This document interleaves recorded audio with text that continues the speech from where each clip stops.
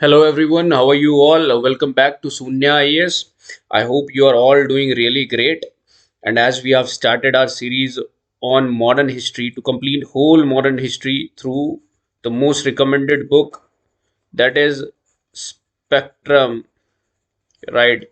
So we are going to revise the whole modern history through Spectrum, and वो भी कैसे? Through MCQs. हम आपको स्टेटमेंट वाइज नहीं पढ़ा रहे। As you have seen our earlier lectures, हम चैप्टर नंबर 5 पे पहुंच चुके हैं। आई होप आपने चारों चैप्टर जो प्रीवियस चैप्टर्स थे उनको देखा होगा, उनको समझा होगा। I have read some comments too, I can connect to some people. They were student, the students were great, they are appreciating the work and I would just ask you, if you have just opened this lecture, I would just ask you कि आप एक बार previous lectures भी देखिए यार, क्योंकि ये सारा सारा चैप्टर्स कनेक्शन में है। आई मीन, आई विल से it again, and her lecture के स्टार्टिंग में ये मैं इसीलिए बोलता हूँ सो दैट वो लोग जाके बिल्कुल देखें, क्योंकि एवरीथिंग इज इन कनेक्शन यार। और ये रिविजन हम एक कनेक्शन के थ्रू ही करा रहा हूँ। I am not just dictating you and marking the right answer in the MCQs। I am telling the whole background and कैसे हमें अप्रोच करना चाहिए, right? And for those who have not subscribed our channel, please subscribe so that आपको notification मिलती रही और ये chapters का कंपाइलेशन ना बन जाए आखिरी में कि आपको मॉडर्न हिस्ट्री भी करनी है और आपको 25 चैप्टर पेंडिंग है। ये आप नोटिफिकेशन ऑन करेंगे, सब्सक्राइब करेंगे तो आपको ये हिंट मिलता रहेगा, ओके अब ये चैप्टर आ गया है और हमें कुछ ना कुछ टाइम निकाल के ये दिन भर में एक बार देख लेना है। इट्स जस्ट MCQs यार, आपको सॉल्व करना है, आपको जस्ट एक्सप्लेनेशन देखनी है, right? On the same lines, we have reached toward chapter number 5 now, that is Revolt of 1857. And as usual, we'll just do the quick recap. एक quick recap करने की कोशिश करेंगे हम। We have seen that in chapter number first, देखो spectrum में connectivity आपको बहुत कम को नजर आएगी, क्योंकि ये हमारे सामने एक ही बारी में, मतलब एक स्क्रीन पे नहीं रखा रहता है। अगर ऐसा कोई पेज उन्होंने बनाया होता तो I hope we can connect, लेकिन ऐसा होता नहीं है यार।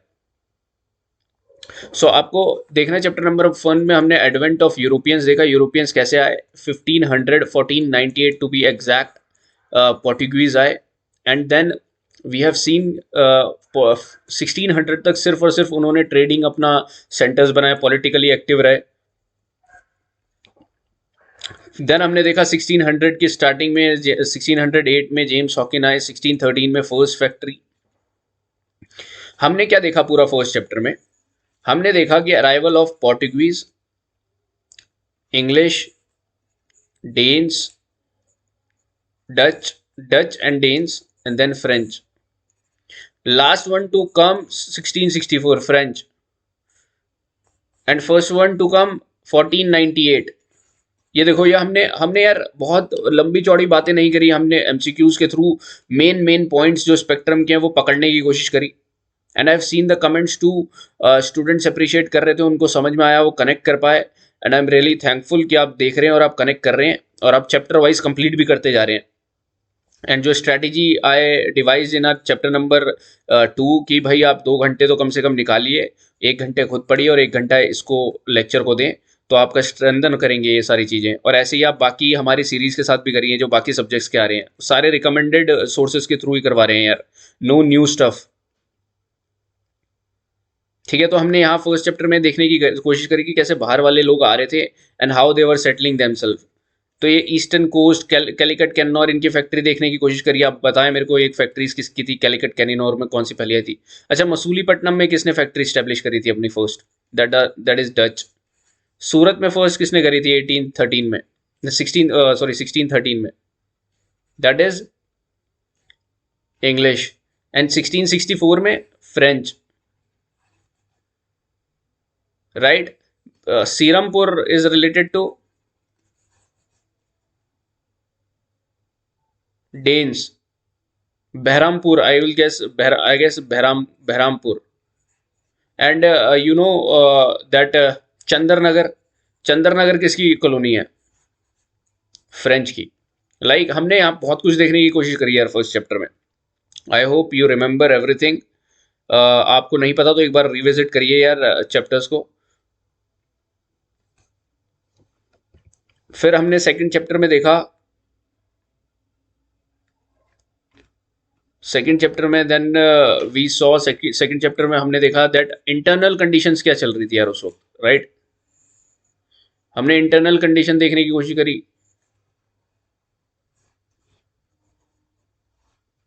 हमने इंटरनल कंडीशंस क्या देखी, दैट हमारा मैसूर किंगडम फ्लरिश कर रहा है, वोडियार डायनेस्टी, हैदर अली, टीपू सुल्तान, इनके बारे में हमने देखा। सक्सेसर स्टेट्स में हमने देखा बंगाल, अवध, हैदराबाद। हमने इंडिपेंडेंट स्टेट में मैसूर को देखा, मराठा को देखा। न्यू स्टेट्स में हमने जाट, सिख, सिंध, राइट। तो हमने ये सब देखने की कोशिश करी। चैप्टर नंबर थर्ड में हमने इनके इंपॉर्टेंट रूलर्स पढ़े। फिर then we move on to chapter number third, that is expansion and consolidation of British empire in India.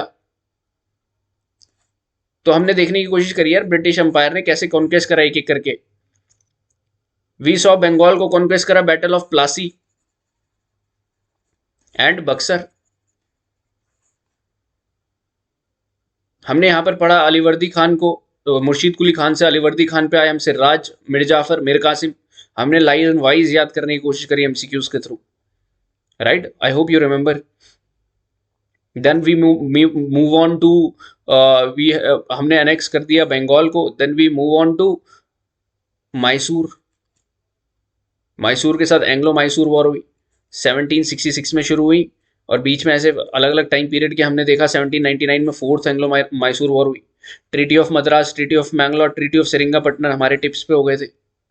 सी हम एमसीक्यूज के थ्रू कर रहे हैं ये सब चीजें, तो हम रिस्ट्रिक्टेड वे में कर रहे थे, हम ज्यादा डाइवर्स नहीं कर रहे थे कि कितनी चीजें पढ़े कितनी ना पढ़े। ये बेस्ट चीज है ये, that's why this is a revision course through MCQs. और वो पूरे स्पेक्ट्रम की, हर पैरा में क्या इंपॉर्टेंट है सिर्फ वो हमने मार्क कर रखा है।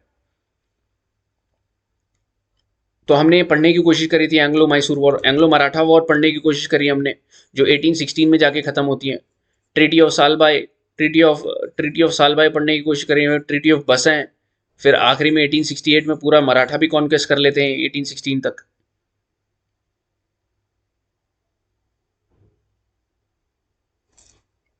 I hope I am making sense और आपको समझ में आ रहा होगा अगर आपने लास्ट लेक्चर्स देखे हैं तो। ठीक है, सिंध को कैप्चर करते हैं ये, सिंध को कब कैप्चर करते हैं, 1843। पंजाब को कॉन्क्वेस्ट करते हैं, पंजाब का कॉन्क्वेस्ट 1849, दो कॉन्क्वेस्ट करते हैं। नेपाल के साथ ट्रीटी ऑफ सेगोली, बर्मा के साथ ट्रीटी ऑफ यांडबू, इनका टाइम पीरियड और इनकी वॉर्स भी देखी थी हमने। अफगान के साथ ट्रीटी ऑफ गैंडमक 1880s में खत्म होता है। ऐसे कर ले, ऐसे करके इन्होंने काफी पूरा पूरा इंडिया अपने पॉलिटिकल और इकोनॉमिक प्रेजेंस बना ली थी, अपनी पॉलिटिकल प्रेजेंस, खासकर इकोनॉमिक प्रेजेंस तो बनाई रखी थी। We tried to see as chapter number 3। जब ये कर रहे थे तब हम चैप्टर नंबर 4 में देख रहे हो, आप कॉन्टिन्यूटी देख रहे हैं।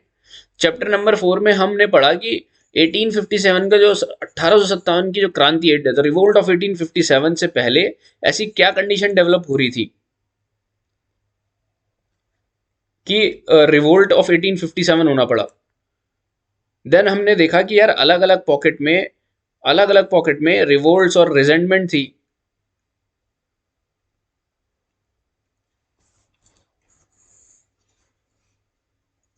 Sorry, just wait, I will show you through map.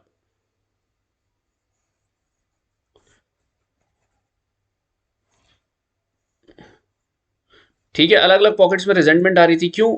Peoples की कैसे रिजेंटमेंट देखी हमने 1857 में। वी हैव सीन कि सिविलियन की रिजेंटमेंट थी। सिविलियन में हमने देखना चाहा पीजेंट की रिजेंटमेंट, हमने देखना चाहे जमींदार्स की, हमने देखना चाहा डिपोज्ड रूलर्स की, राइट। फिर हमने दूसरी रिजेंटमेंट देखी ट्राइबल्स की। तो पीजेंट किस बात के लिए रिजेंट थे यार? हाई जो उन्होंने ब्रिटिशर्स की इकोनॉमिक पॉलिसी थी, जो हाई रेंट वसूल रहे थे, वो रेवेन्यू पॉलिसीज ऐसी बना ली, रेवेन्यू सेटलमेंट सिस्टम जो लाए थे वो रियायतवारी सेटलमेंट, उनकी वजह से पीजेंट्स के ऊपर बहुत ज्यादा प्रेशर आ रहा था। उनकी वजह से मनी लेंडर के वो केओस में फंस रहे थे, विशियस साइकिल में फंस रहे थे। देन वी सॉ जमींदार्स को उनकी लैंड एविक्ट कर दे रहे थे, इसलिए जमींदार रिजेंटमेंट में थे। फिर देखा हमने डिपोज रूलर का क्या प्रॉब्लम था, इनको भी एविक्ट कर दे रहे थे इनके रूल से, तो ये रिवोल्ट करने लग रहे थे अलग अलग पॉकेट्स में। Veluthampi we have seen in Kerala, Poligar revolt over here, we have seen Sanyasi, Palamu, हमने राजा डिपोज रूलर के नाम में राजा कच्छ कच्छ रेबेलियन देखा। आई होप रिमेंबर, हमने सबकी बात भी करी, कौन से इंपॉर्टेंट लीडर्स थे, बहुत अच्छे से हमने पढ़ने की कोशिश करी यार। कोल, कोली, सब देखा हमने। हमने फिर ट्राइबल्स रिवोल्ट में ही देखे ये सब चीजें, मुंडा, कोल, हो। ट्राइबल्स रिवोल्ट क्यों? क्योंकि ये इनकी फॉरेस्ट पॉलिसीज जो थी वो ट्राइबल्स को उनके इंडिजिनियस लैंड से ही अलग कर दे रही थी, डिस्प्लेस कर दे रही थी। अहोम में रिवोल्ट देखा हमने, नॉर्थ ईस्टर्न रिवोल्ट्स, जहां पर अहोम रिवोल्ट 1828 हमने देखने की कोशिश करी पूरी टाइमलाइन के थ्रू। गोमधर कन्वर को भी हमने देखने की कोशिश करी है, इनके इंपॉर्टेंट लीडर। भुक्कान सिंह,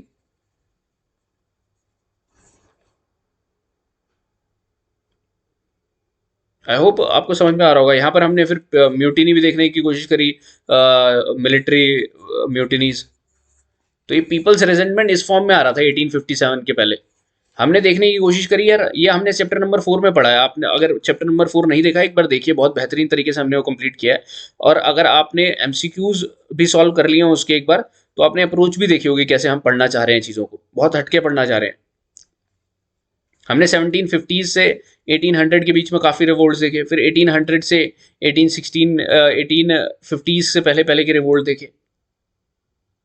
उसी के कॉन्टिन्यूएशन में जब ये रिसेंटमेंट हो रही थी अलग अलग पॉकेट्स में, अलग अलग, यहाँ ईस्ट में हो रही थी, साउथ में हो रही थी, वेस्ट में हो रही थी, तो अब ऐसा क्या हुआ कि 1857 को इतनी बड़ी क्रांति का नाम दिया गया, द रिवोल्ट ऑफ 1857 है ना। अलग अलग स्कॉलर्स ने अलग अलग बात कही। वी डी सावरकर का हम सबको पता है, the first war for independence, ये इन्होंने कहा। तो आज हम चैप्टर में यही पढ़ने जा रहे हैं कि 1857 की क्रांति और the revolt of 1857, why it is so important, why we remember that चमक उठी सन 57 की वो तलवार पुरानी थी। We all remember this, so we will study this now. Alright, ये हमारा एक अभी तक वो बन रहा था, बिल्डअप था कि 1857 में क्या हुआ। Chapter number 4 and chapter number 5 are connected, chapter number 2 and chapter number 3 are connected, और I will say chapter 1 2 3 are connected. तो कभी भी आप पढ़ रहे हैं तो 1 2 3 को साथ में खत्म करो, 4 और 5 को साथ में खत्म करो, ठीक है? ये अप्रोच रखो, अदरवाइज कंपार्टमेंट में पढ़ोगे तो फिर वो दिक्कत आएगी यार, कभी ना कभी कुछ भूलोगे।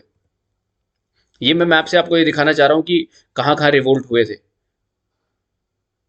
तो रिवोल्ट हमारे सबको पता है मेरठ से शुरू हुए, दिल्ली में गए, और खासकर फिर ये हॉटस्पॉट बनते चले गए। बरेली में हम देखेंगे अभी कौन, हम क्या देखने वाले हैं यार। देखो, हम कहानी बहुत ज़्यादा नहीं पढ़ने वाले, वो आपने पढ़ ली होगी कहानी।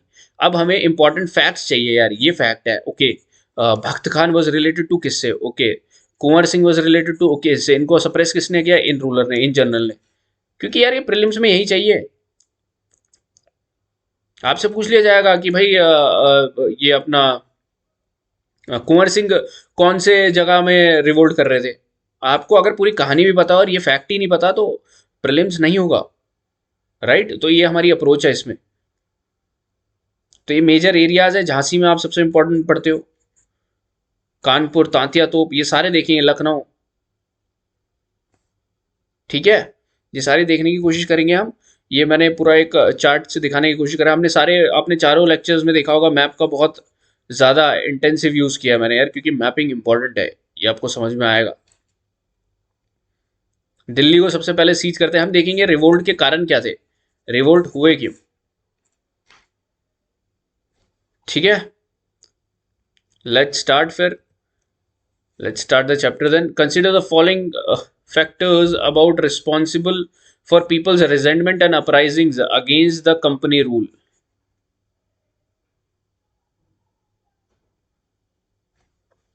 कंपनी रूल के अगेंस्ट क्या रिजेंटमेंट है? Wait, just wait a second. From here it is starting year, ये सॉरी ये वाला, ठीक है, यहाँ से शुरू करेंगे 108। ये हमारे लास्ट क्लास में कर लिया था। Consider the following with regards to the revolt of 1857।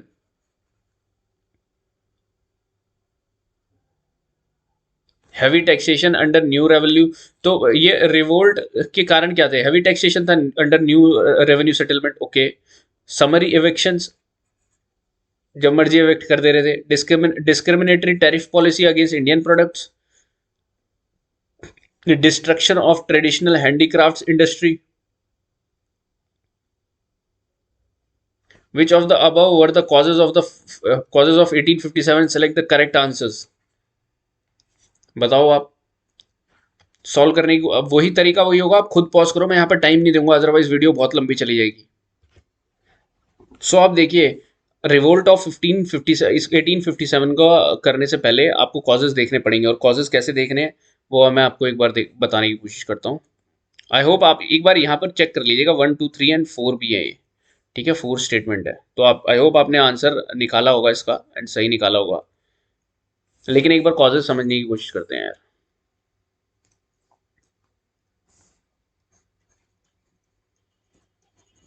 देखो, कॉजेज कभी भी लिखने हैं ना आपको, तो कॉजेज को आप डिवाइड करिए, इकोनॉमिक, पॉलिटिकल, सोशो, रिलीजियस, ऐसे करके आपने बहुत सारे कॉजेज देखे होंगे कि आउटसाइड इन्फ्लुएंस भी देखा होगा क्या चल रहा था।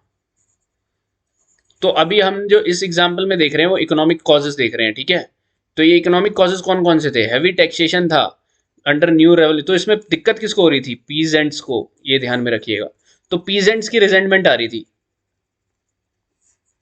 और ये इकट्ठे हो रहे थे। तो आपने एक नाम भी पढ़ा होगा, मल करके, ये पूरा फर्स्ट ने मेरे को याद नहीं आ रहा, शायद ये आगे एमसीक्यूज में भी डाल रखा है। तो मल करके काफी इंपॉर्टेंट पीजेंट थे जिन्होंने बहुत सारे पीजेंट को ऑर्गेनाइज करा।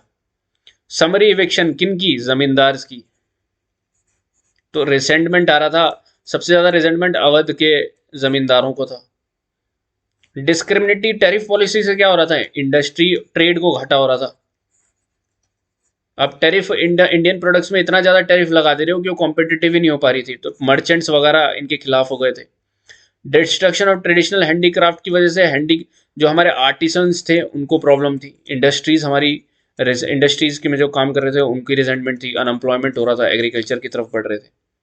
तो सारे के सारे इकोनॉमिक कॉजेज हैं।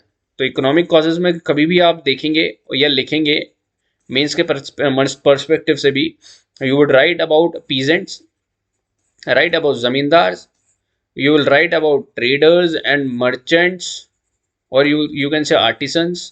ये आप फोर्थ में लिख सकते हैं, artisans, right? तो D will be the answer। Consider the following leaders, their region of revolt, very important यार, very important।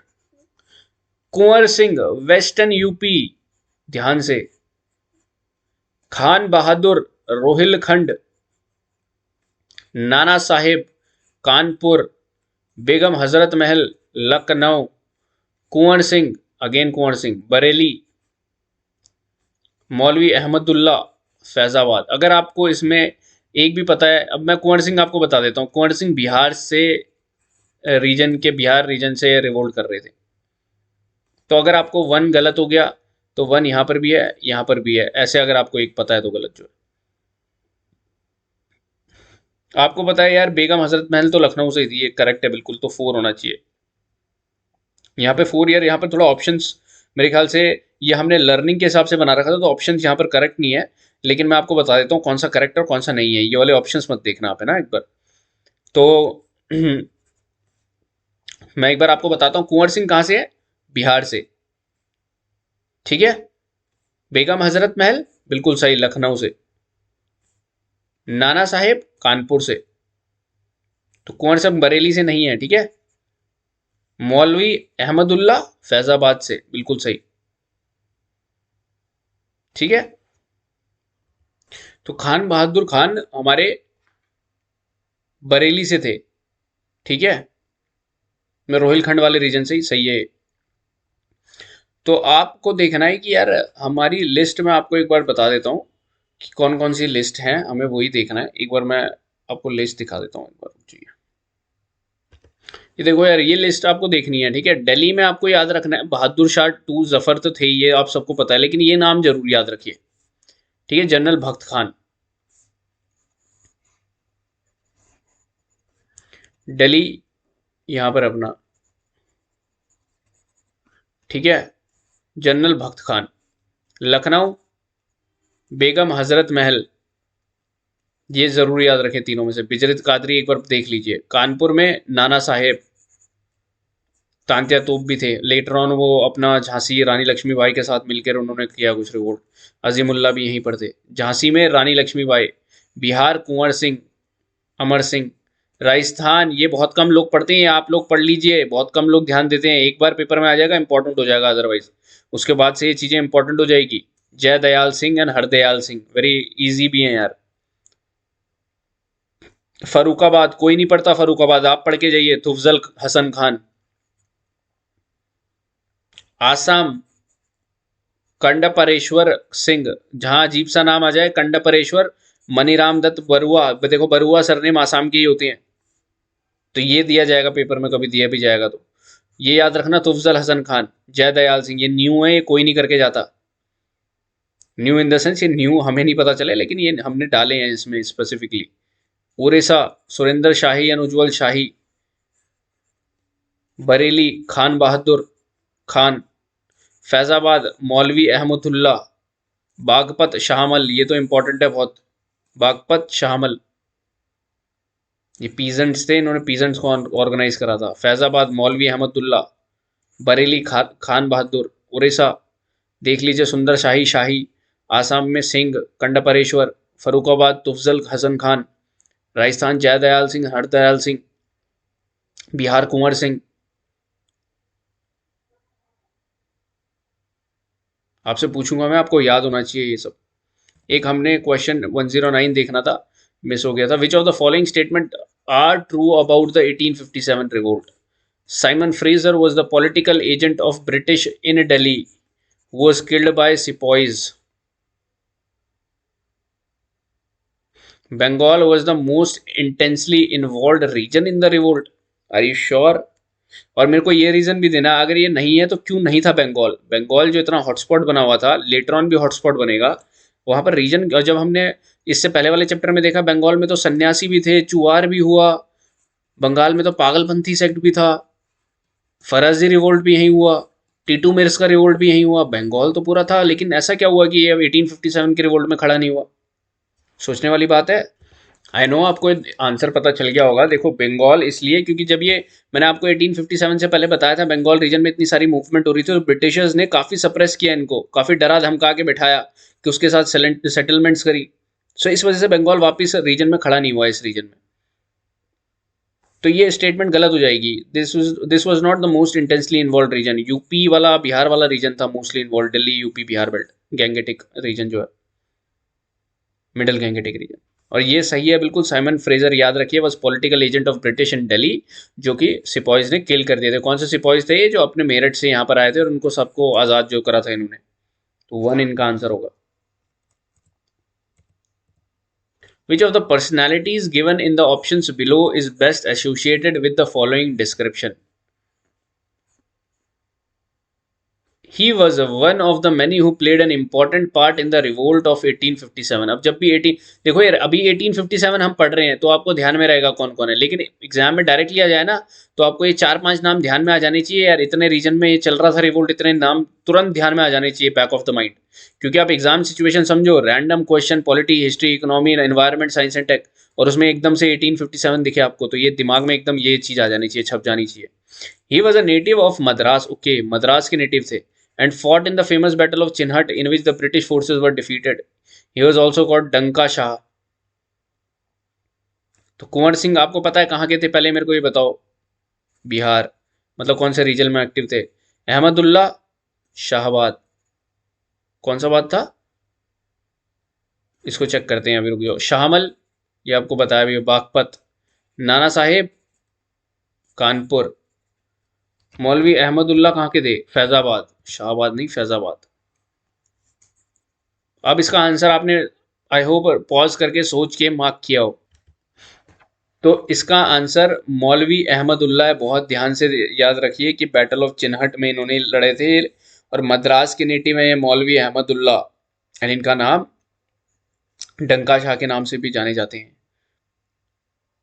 आप एक बार ढंग से इसको मतलब दोबारा देख लीजिए यार, मौलवी अहमद उल्ला।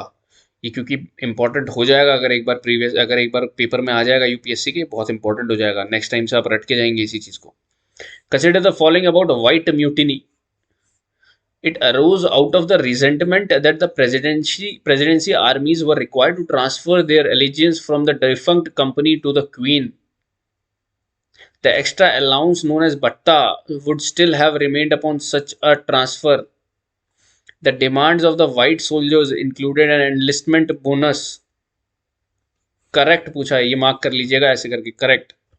तो यस, ये बिल्कुल सही है। White mutiny is the result of resentment that the presidency armies were required to transfer their allegiance from the defunct company to the queen। ठीक है, और ये जो बत्ता है ये स्टॉप हो जाएगा, रिमेन नहीं रहेगा, ये स्टॉप हो जाएगा ट्रांसफर पे। और ये सही है, demand of white soldier included an enlistment bonus, ये दोनों सही है एज इट इज। इन तीन स्टेटमेंट्स को याद रख लीजिए। 1 और 3, अगर 2 गलत है तो 2 यहाँ पर भी है, यहाँ पर भी, यहाँ पर भी है। यूपीएससी ऐसे क्वेश्चंस देता है, जान के देता है, जहां पर आपको दो स्टेटमेंट में कंफ्यूजन होगी। यहाँ पर तो हम ठीक है, हम रिवीजन कर रहे हैं, तो हमने जो स्पेक्ट्रम में पैरा देखा, हमने इसके इंपॉर्टेंट पॉइंट्स यहाँ पर निकाल के रख दिया और ये इंपॉर्टेंट है, एज इट इज याद रखने हैं। लेकिन यूपीएससी बहुत ही कंफ्यूजिंग स्टेटमेंट्स देता है, और लेकिन वो ऑप्शन बहुत ऐसे देता है कि आप कवर कर लोगे एक, अगर आपने पता है आपको तो। Consider the following statements about 1857 revolt. It was a pan-India revolt. Pan-India revolt. Are you sure? यहाँ चल रहा था रिवोल्ट, ना यहाँ कुछ हो रहा था, ना यहाँ कुछ हो रहा था, ना ईस्ट में कुछ हो रहा था। Totally wrong. सपोज आप 111 आंसर तक तो पहुंच गए, आप इनकरेक्ट पूछा है। देखिए देखिए ट्रिक। आई होप कितनों ने गलत करा था। अगर ये किसी ने गलत किया था तो प्लीज़ कमेंट करके बताएं, एंड ऑनेस्टली बताएं, क्योंकि अगर आप यहाँ पर एक्नॉलेज अपनी गलती कर लेना और बहुत बड़ी गलती समझ के आप ये करें कि अरे बहुत बड़ी गलती हो गई थी, तो आप एग्जाम में बच जाएंगे दोस्तों। इनकरेक्ट पूछा है, ठीक है, तो पहला तो गलत है। Peasants, zamindars, artisans, shopkeepers attack the British established law courts. Hindu Muslim unity was an important feature of this revolt as they respected each other's sentiment। तो ये तो बिल्कुल सही है, इस रिवोल्ट का सिग्निफिकेंस ये है थर्ड, तो थर्ड सही है। तो इनकरेक्ट मतलब थर्ड नहीं हो सकता, क्योंकि इनकरेक्ट पूछा, तो ये दोनों नहीं है। पीजेंट, जमींदार, shopkeeper attack the British law courts, क्या ये सही है गलत है? तो ये भी बिल्कुल सही है, तो सिर्फ गलत पूछा है, तो 1 ओनली। कितने बच्चों ने गलत किया था एक बार बताएं, ऑनेस्टली बताएं, आई वांट टू चेक, क्योंकि ये ऐसा होता है और दूसरे भी चेक करें, क्योंकि उनको भी एक सबक मिलेगा कि देखो ये गलतियां होती हैं। और ऐसा नहीं है आज आपने सही कर लिया तो वहां पर भी आपके साथ कभी नहीं होगा ऐसे, यार ये प्रेजेंस ऑफ माइंड है। आप डायरेक्टली जंप मत करना कोई देख के कि यार ये तो आपको आता है, डायरेक्टली जंप करो, ऐसा नहीं, यहाँ ट्रिक होता है उसका मतलब। बहुत बहुत अच्छे से क्वेश्चन सेट करें, हमने यूपीएससी के लाइंस में ही क्वेश्चन सेट करें, कोई भी आपको ऐसा नहीं दिखेगा कि कुछ भी डाल दिया स्पेक्ट्रम को कवर करने के उसमें कि कुछ भी डाल दिया, नहीं। Which of the following concern Queen Victoria's proclamation 1858 is incorrect? तो क्वींस विक्टोरियाज का प्रोक्लेमेशन है ये, क्यों दिया था? क्योंकि 1857 में क्रांति हो गई थी। It declare the end of company's control in India and the queen's take over of the Indian government. It guaranteed the Indian people of equal and impartial legal protection as well as religious and social freedom. The proclamation of Queen Victoria gave a practical shape to the Act of 1858. It said that the Britain and other European nations would no longer trade or invest with India without the consent of Indian people। ध्यान से, तो यार ये तो बिल्कुल था ही। It declare the end of company's control, खत्म हो गया था वहां पर, ईस्ट इंडिया कंपनी खत्म, सारा क्वींस का टेक ओवर। और वॉइस, अब से governor general will be called as viceroy. First viceroy कौन थे? Canning. It guaranteed the Indian people of equal and impartial legal protection मिलेगी, as well as religious and social freedom, क्योंकि इन्हीं का तो suppress कर रहे थे लोग, ये जो ईस्ट इंडिया कंपनी कर रही थी ब्रिटिशर्स, इसी की वजह से रिजेंटमेंट 1857 में कन्वर्ट हुआ। The proclamation of Queen Victoria gave a practical shape to the act of 1858, बिल्कुल सही है, लेकिन ये कहीं नहीं था दोस्तों। The policies and structure of British authority altered dramatically after the rebellion of 1857. Which of the following modification did the British make after the uprising of 1857? आपको ये याद रखना है अपने उसमें कि एकदम से 1857 के बाद इन्होंने भी अपना माइंडसेट चेंज करा था। Post of secretary of state for India was abolished और क्रिएटेड। ध्यान से, viceroy was directly made responsible for the governance of India. The number of European soldiers in the army was increased. Towards the princely states, the policy of annexation was abandoned. The rulers of these states were now authorized to adopt hires. The bureaucracy was to have complete control over civil, military, and executive authorities. There was also an attempt for the creation of an Indian civil services. Correct choose करना है, correct. तो आपको पता है यार, ये abolish तो नहीं किया था यार, ये तो क्रिएट किया था सेक्रेटरी ऑफ स्टेट। पहले तक नहीं था सेक्रेटरी ऑफ, तो ये तो गलत हो जाएगा पॉलिश के चक्कर में। और यूपीएससी ऐसे ही ट्रिक करती है कहीं ना कहीं स्टेटमेंट में फंसा के। तो आपने देखना है कि यार अभी इतने बड़े हैं, छोड़ो, अब पहले में मैं कंफर्म हो गया तो गलत ही गलत है, तो आप ऑप्शन में चले जाओ यार, ये वन यहाँ पर है, ये तो नहीं हो सकता। अब आपने देखा कि यार ठीक है, टू तो है यार, यूरोपियन सोल्जर्स बढ़ा दिए क्योंकि म्यूटिनी हो रखी थी, म्यूटिनी हो रही थी उस टाइम पे, प्रिंसली स्टेट्स को करना बंद कर दिया था, इनको तो अपना इन्होंने बहुत तो बड़ा सपोर्टर बनाया। ये भी कर दिया था क्योंकि डॉक्ट्रिन ऑफ लैप्स चल रहा था डलहौजी का, तो उसको खत्म कर दिया। Was to have complete control over civil, ये चीज थोड़ा डाउटफुल। जब भी यूपीएससी भी ऐसे स्टेटमेंट देती है एक्सट्रीम कंप्लीट, एक्सट्रीम स्टेटमेंट्स देती है यूपीएससी, ऑल, उनको डाउटफुल रखो। मैं नहीं कहता हमेशा गलत करो, लेकिन डाउटफुल रखो, वहीं क्योस हो सकता है। और यहीं देखो आप, 2456 और 2346, there was also an attempt for the creation of an Indian civil service. Indian civil service बनाने का अटेम्प्ट था, तो भाई बिल्कुल था। तो या 2456, ये 3 सही है या 5 सही है? अब देखो, 3 तो बिल्कुल सही है, तो 3 आना ही चाहिए, तो बी हो जाएगा। 5 अगर आप डाउटफुल भी थे तो कैंसिल हो जाता है, ये नहीं है, वैसे कंप्लीट नहीं था। Which of the following were important features of the government of India 1858 act enacted for the betterment of the government of India? This act made India a direct British colony. It disbanded the East India Company. चलो ये तो आपको पता है. It provided for a representative of the British government in India who was a single person posted as both Governor General and Viceroy. Select from the combination of codes. तो आपको पता है यार, डिस्बैंड, EIC डिस्बैंड तो कर ही दिया था, ठीक है, तो ये तो आपको पता ही है, तो 2 तो होना ही चाहिए। ये 3 ऑप्शन है, ये खत्म हो जाता है, ये नहीं होता। डायरेक्ट ब्रिटिश कॉलोनी बना देते हैं, ये भी सही है, ये हो सकता है, तो ये तो वैसे ही नहीं था, ये बचा और ये बचा। इट प्रोवाइडेड, और ये भी बिल्कुल सही है, तो तीनों स्टेटमेंट एज इट इज कर लो यार, तीनों सही है। Who has written the Indian war of independence, a book on 1857 revolt, Indian war of independence? Vinayak Damodar Vinayak Damodar Savarkar, Gopal Krishna Gokhale, Surendra Nath Banerjee, Ras Bihari Bose. ये याद कर लीजिए as it is. What was the Azamgarh proclamation? देखो उस क्वेश्चन में कुछ भी समझाने लायक नहीं था, सेल्फ एक्सप्लेनेटरी था, तो वहां हम ज्यादा टाइम वेस्ट नहीं करेंगे। Who was the Azamgarh proclamation during the freedom struggle of India? Azamgarh proclamation during the freedom struggle of India, तो ये एक इंडियन रेबल मैनिफेस्टो था जो 1857 में निकला था, एज इट इज याद करिए, कोई दो राहें नहीं होनी चाहिए हमें, there should be only one logic. Azamgarh proclamation is related to an Indian rebel manifesto. Consider the following about the land revenue system under the British rule in India. Land revenue system की बात हो रही है, British rule. Lord William Bentinck introduce the Mahalwari system on land revenue, are you serious? ये हुआ था।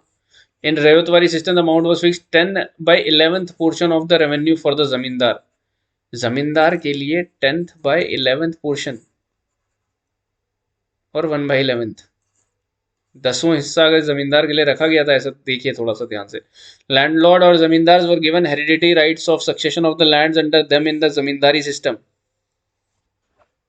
Correct पूछा है। तो यार मैंने आपको बोला था यहाँ ट्रिक है, 1/11 पोजीशन रखी होती है, ये गलत है। विलियम बेंटिक कौन से टाइम पे थे? 1833 के टाइम में थे, महलवारी सिस्टम तभी आया था, तो ये करेक्ट है। आपको 2 गलत है, 2 यहाँ है, 2 यहाँ है, 1 and 3। Which among the following made the causes for the revolt of 1857 के रिवोल्ट के कॉजेज क्या थे? Again, British introduction of railways and other modern industry destroyed traditional handicraft industries. Excessive involvement of British and their physical presence in the political sectors. Growing discontent among the sepoys for economic, psychological and religious reasons. Correct पूछा है। तो आपने देखा यार, ये reason नहीं था उनका हैंडीक्राफ्ट इंडस्ट्री का। हमने देखा हैंडीक्राफ्ट इंडस्ट्री को जैसे इन्होंने तोड़ने की कोशिश ऐसे करी, अपने ब्रिटिश गुड्स को इन्होंने मार्केट में फ्री एक्सेस दिया, और हैंडीक्राफ्ट्स में इन्होंने डिफरेंट डिफरेंट टैक्सेस लगाने की कोशिश करी। तो ये रीज़न यूपीएससी ऐसे ही ट्रिक करता है। गलत रीज़न है। वन जैसे ही करोगे ये दो ऑप्शन चले जाएंगे, थर्ड आपको पता है सही है, ओनली थ्री। टू भी गलत है, एक्सेसिव इन्वॉल्वमेंट नहीं था, एब्सेंटी प्रेजेंट थे वो पॉलिटिकल सेक्टर्स में।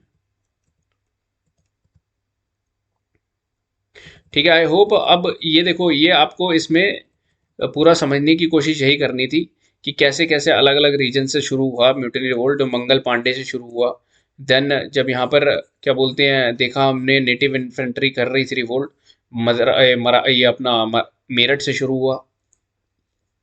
मेरठ के बाद ये दिल्ली गए, वहाँ पर बहादुर शाह जफर को इन्होंने लीडर बना दिया, इनमें जोश इन्होंने इकट्ठा किया। यहाँ बरेली से उठकर खान भक्त खान आए, जनरल भक्त खान आए, वो यहाँ पर इनके संभालने लगे थे, आपने देखा होगा। कानपुर में हमने कौन देखे? तांत्या तोप, तांत्या तोप नहीं, अपने नाना साहेब। लखनऊ हजरत महल।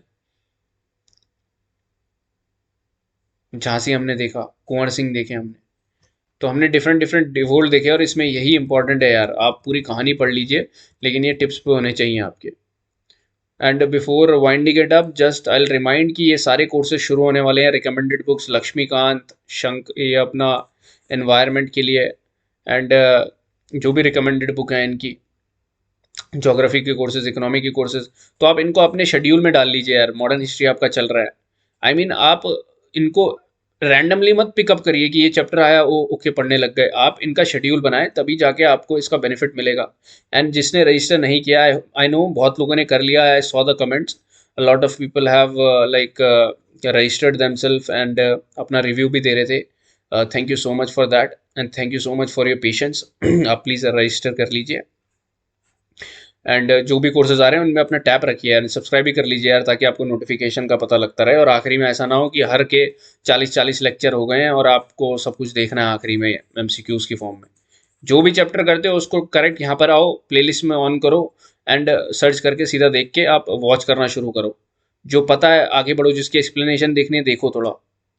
ठीक है, आई होप आप कर रहे होंगे, आप अपना 100% दे रहे होंगे यार। ऑल द बेस्ट और आपकी 100% कंसंट्रेशन के लिए, and thank you so much. Just revisit the video again and do the active recalling here. Don't be a passive listener, passive learner. All right, thank you.